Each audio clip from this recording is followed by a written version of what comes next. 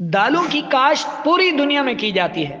انسانی خوراک میں دالوں کو ایک اہم مقام حاصل ہے۔ دالوں میں اتنی پروٹین پائی جاتی ہے جو تمام اقسام کے پودے سے زیادہ ہوتی ہے۔ یہی وجہ ہے کہ یہ پروٹین سب سے کم خرچ ہوتی ہے اور لوگوں کی کثیر تعداد کی یہ ضروریات پوری کرتی ہے۔ اگر ان کو غریب آدمی کا گوشت کہا جائے تو بے جانا ہوگا۔ ان میں پائے جانے والی قلیل رطوبت اور سخت غلاف ان کو کافی عرصہ تک محفوظ رکھتے ہیں۔ دالوں کے پودوں کی کاشت صرف دالیں حاصل کرنے کے لیے نہیں کی جاتی، بلکہ ان سے سبز پھلیاں اور کچے بیجوں کو بھی حاصل کیا جاتا ہے۔ ان کے ذریعے ان کچے پھلوں اور پختہ بیجوں کے اجزاء میں بھی کافی فرق ہوتا ہے۔ کچے پھلوں میں گو پروٹین کم ہوتی ہے، مگر وٹامنز اور حل پذیر کاربوہائیڈریٹس کافی مقدار میں پائے جاتے ہیں۔ دالوں کے کچھ پودے ایسے بھی ہوتے ہیں جن کو سبزی کی طرح پکایا جاتا ہے۔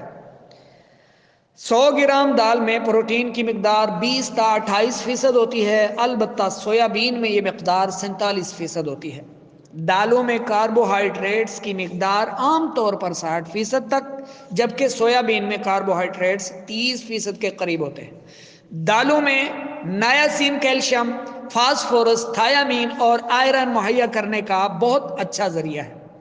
دالوں میں پروٹین 24.5 گرام، کیلشیم 40 ملی گرام، فاسفورس 300 ملی گرام، آئرن 8 ملی گرام، نایاسین 2 ملی گرام، تھیامین 0.5 ملی گرام اور ریبو فلاوین 0.3 ملی گرام تک شامل ہوتے ہیں۔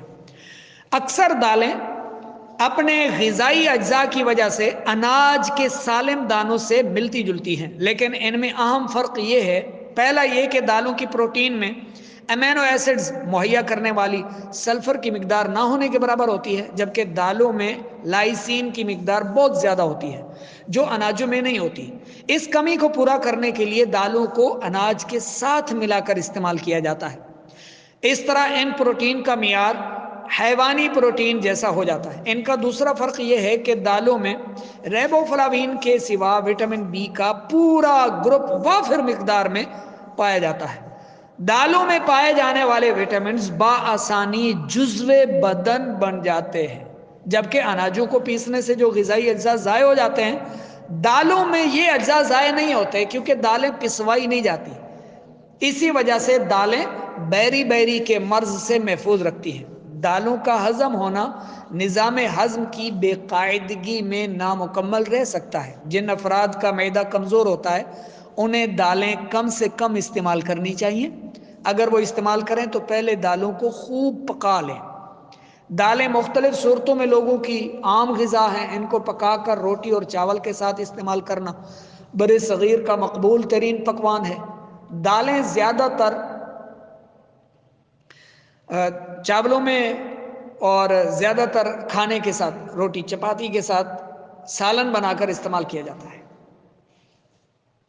اور انہیں دل کر، یعنی دال ثابت ہوتی ہے نا، اس کو 2 حصے کر دیے جاتے ہیں جسے گندم کا دلیا بنتا ہے، کیونکہ سالم دال کو پکانے میں زیادہ وقت لگتا ہے، نیز سالم دال دیر سے ہضم ہوتی ہے۔ کچھ دالوں کو آٹے کی طرح پیس کر استعمال بھی کیا جاتا ہے، جیسے چنے کی دال کے آٹے کو بیسن کہتے ہیں۔